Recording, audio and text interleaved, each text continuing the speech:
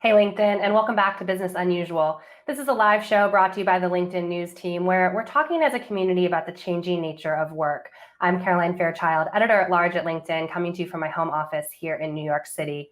It's Tuesday, August 11th, and here's a quick look at the top stories that are trending right now on LinkedIn.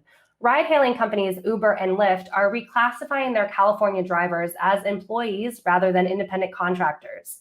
The decision comes after a judge ruled it so in a preliminary injunction that both companies are likely to appeal. Uber and Lyft have long fought to maintain their drivers as contractors in order to avoid paying them the benefits of full-time employees. And new data out today shows that millennials may face the brunt of this crisis financially. That's according to new reports from the Wall Street Journal. The pandemic may make it more challenging for them to earn the wealth of previous generations. Millennials are also entering the workforce during the previous financial recession, putting them in a weaker position than older Americans. For more stories like these, be sure to check out the news feed to the right of your LinkedIn feed. And with that, we come to the main story that we have for you today.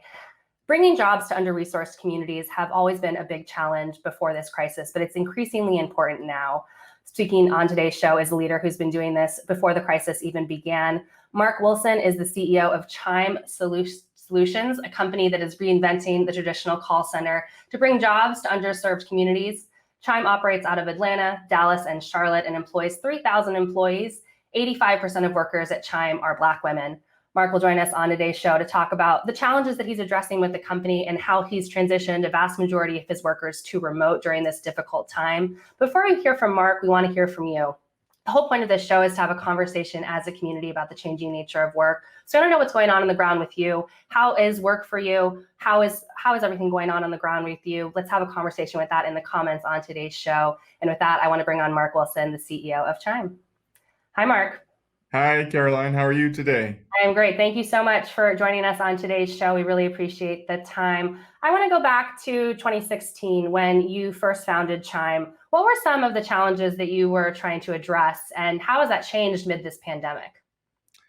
Well, we operate in the outsourced call center world, and it's not necessarily typical or common that the folks that work in the industry are, have the best conditions for which to work in. We set out with the intention to change that, and so between our goal of creating jobs in underserved communities, we also wanted to do that with a certain style that was very different than what you might typically see with a company that does what we do. And your goal with Chime has always been to think about upward mobility. How can you bring benefits to these employees? And these are jobs that typically don't have benefits. Talk us through a little bit about some of the surprising benefits that your employees face right now, both before this pandemic and currently. Well, I mean, again, our model is to be different, and I don't know that it's that different.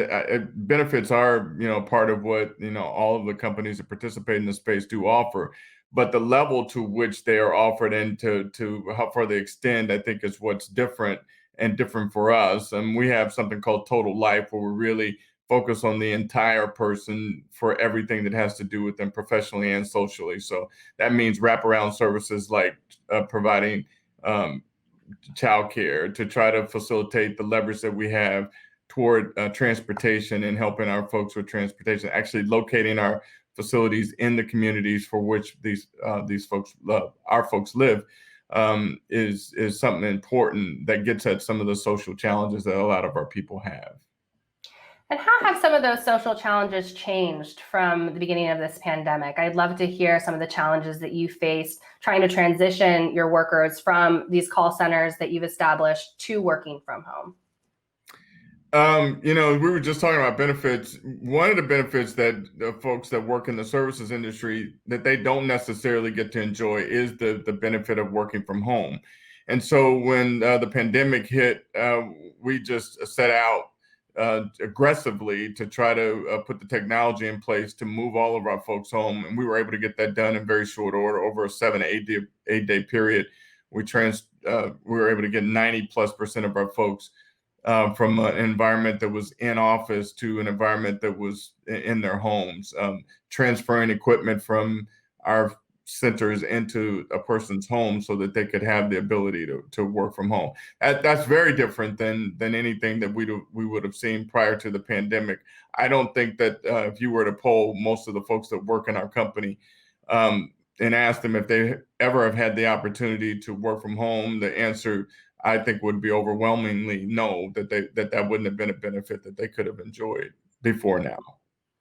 And for those of you who are just joining the stream, this is Business Unusual, a live show where we're talking as a community about the changing nature of work. I'm here with Mark Wilson. He's the CEO of Chime. He's reimagining the call center both before this pandemic and during the pandemic. I want to say hello to some members who are joining us in the stream. Carlton from Maryland, Olivia from Boston, Terry from Georgia, Erica from Atlanta, and Diana from Colorado. Thank you for joining us on the show. Mark, one of the reasons why I wanted to bring you on Business Unusual is that if you can get call center employees and switch them to remote, this is one of those jobs where you thought that you have to be in a physical location with others in order to complete. Why didn't you consider mass layoffs or furloughs? Why was it important to you to make sure that these workers and the communities that you serve continue to have jobs throughout this pandemic? Yeah, it was never an option for us to consider, even though the way things were set up, we could facilitate the unemployment, process for folks, but we just know that the work and a job is critically important for the people that work for us. And so, us taking the extra step to do what we needed to do to make that happen, there wasn't even a second thought about it. It was, we got to figure this out. And it's because we understand how critical it is for these families for the families of the folks that work for us, that that they're in a situation where they can continue their employment and to continue to support the needs of their children and their families. And so we just did what it took to make that happen. And particular to making that happen, for the business owners who are on the stream who are dealing with the challenges of that right now, how has it impacted, say, the quality of the service that you're providing? Do you have any advice for business owners who have maybe had to lead differently during this time to ensure that the remote working environment is working for everyone? Yeah, there's just a solution for everything. I mean, that's the way that we operate our business and the way that we, function, day to day. And if you keep your most valuable and precious asset, your people, at the forefront of what it is that you consider when making decisions about how to run your business, then things tend to work out. So, I mean, we didn't think about anything except for it's important for our people to work. It's important for them to work to support our clients. Those things don't have a mutual exclusivity. They work hand in hand together. And so it felt like just practical, solid business decisioning that we put in place as a leadership team, along with the compassion and care and concern for the people that work for us. Again, understanding that those two are not exclusive to one another. And you mentioned that childcare in particular is something that is a challenge for a lot of the workers who are at Chime right now. What are you hearing from them right now in terms of there's just so much uncertainty around school reopenings and what childcare options are going to be available? What are you hearing from your workers who are in Charlotte and Dallas and other locations? It continues to be a challenge. The whole issue around what do I do with my children, while I'm faced with needing to work. The work from home option does provide some flexibility there, but it also still has some limitations. Those of our associates that have small children that, where they have to attend to them while it is that they're trying to work, that does still present a challenge.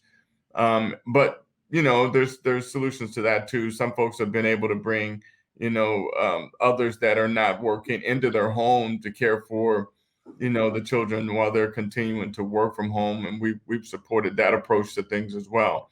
It's just that, trying to work through a very difficult and challenging time. I actually think that our folks have been, very encouraged by the opportunity that they have to work from home. We saw a spike in certain areas of our business that normally were challenged areas with respect to attendance and, the amount of focus that a person has doing a day-to-day, their day-to-day activities has been better in a lot of regards than what it was when we were, working within the office. And as we think about a return to the office, in this case, a return to the call center, I know that you're exploring the options of bringing on-site childcare to your various facilities. This is a perk that knowledge workers have been asking for so long, and you're bringing this to your call center employees. How is that possible you're able to do that? I feel like there are a lot of myths out there about this perk and how challenging it is to implement. And why is it critical for you to be thinking about this at this time? Well, again, we just studied the things that are important to the people that work for us. And you mentioned in your opening that 85% of the folks that work for us happen to be women, and mostly African American women, who in large numbers have children. And one of their biggest challenges is how to care for them. So a natural extension for us was to try to participate in that. And so with the large numbers of people that we have that work for us, there's buying power in the number of children that can be customers to a daycare provider. So we set out with intention to find the perfect, right now in this process in all three of our locations, which we have locations in Atlanta, Dallas, and now Charlotte. And in all three of those locations, we're actively interviewing business owners that operate in the daycare space so that we can get the perfect partner. And what we want to do is to bring to them a ready-made customer base. And we want to do it within the confines of the facilities that we have. And so it works out perfectly that our associates would be able to bring their children to a comfortable place with a hand-selected partner that the company has, and the company will provide them the opportunity to get that at a discounted rate because we've leveraged the number of children that are available for that business. And so we're just trying to be smart and very practical and thoughtful about how we can support our people through the things that they need the most to have them be in a position to reach their full potential while working for us. You mentioned some of the challenges that Black women are facing amid this pandemic, and I wanted to get your thoughts on, over 40% of Black-owned businesses were shut down in April amid the pandemic, and a Bloomberg analysis recently showed that minorities are getting fewer checks through the Paycheck Protection Program. Have you given any thought into what policies you'd like to see put in place, or how we can ensure that this crisis does not exacerbate its impact on the African American community? I so appreciate this question because it's at the heart of why our business exists, which is we're trying to create opportunities. We've set out on a goal to try to create 10,000 jobs around the U.S. in mostly underserved communities and repurposing, underutilized assets. Like, for example, in South Atlanta, we went into an old shopping mall there and we repurposed an old JCPenney's and made it into a state-of-the-art call center. And now we've expanded that model to Dallas and the southern part of the city there, and an old mall there, the Redbird Mall, and now in Charlotte. And the center of all of this is job creation and opportunities for us to develop the folks that work for us so that they can reach their full potential. At the end of the day, if we're successful with that, that will change families, that'll change communities, and we'll get at the real root of the disparities that exist out in our country today.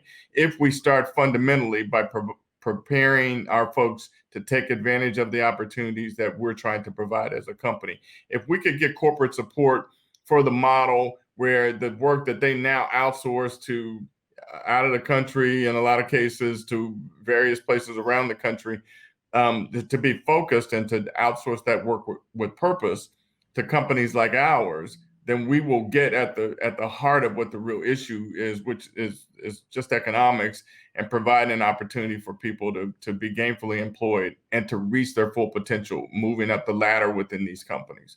That's what we're trying to facilitate. And I'm seeing some members in this stream appreciating your sentiments right now. Dee says, relieving employee concerns around the care of their children, allowing them to focus on their work, provides greater experiences for customers and helps the company overall. Smart move to provide childcare. Dee, thanks for joining us on the stream. Colleen says, we don't need to look at childcare or healthcare as a benefit, yet a necessary part of life today to afford our employees the opportunity to thrive. Colleen and Dee, thank you for joining Mark and I on today's show. Mark, what you're talking about, bringing jobs to underserved communities, you're making it sound like it's just old hat. But for someone who's thinking about this right now, starting a business, and maybe not doing so on the coast, doing it in New York or San Francisco, but thinking about critically bringing jobs to the middle of the country, what would you say to them right now on the stream? I'm definitely seeing some business owners who are wanting to learn from you in terms of best practices. I think it's just a good and solid business decisioning here. We're going to where there's untapped talent, where there's not been the I guess the appetite to invest in communities by putting business and industry there and making it available to the people that live there. And we're just taking advantage of that opportunity, is how I see it. Um, all of our customers today are referenceable customers. That means that the people that are working for us are doing a great job. That means the fact that we're in these underserved communities, that there is talent. And I believe that there's probably the misunderstanding that that is the case. And so, to our advantage as a company right now, that's working really well. But I think to the country's advantage, if more entrepreneurs were to invest and take the opportunity to go where the talent is in some of these communities, we'll do a lot to advance the ball around the disparities that exist between one community and another. And I just think our company has an appreciation for that and are completely focused on it now, and having some good results as a result of it. And what you're discussing really goes back to an announcement by the Business Roundtable last year, where they said the whole point of a corporation is not just to increase shareholder value, but stakeholder value. How are you serving your customers and your employees during this time? I'm curious, from your position on the ground, do you hear more business leaders talking about these issues? Do you feel like this pandemic, and particularly protests against racial inequality, are going to move us forward in terms of how corporations are thinking about this? Yeah, I really do. I'm very optimistic about it and very pleased to see that there is a shift and a movement, toward understanding that there are some disparities that exist.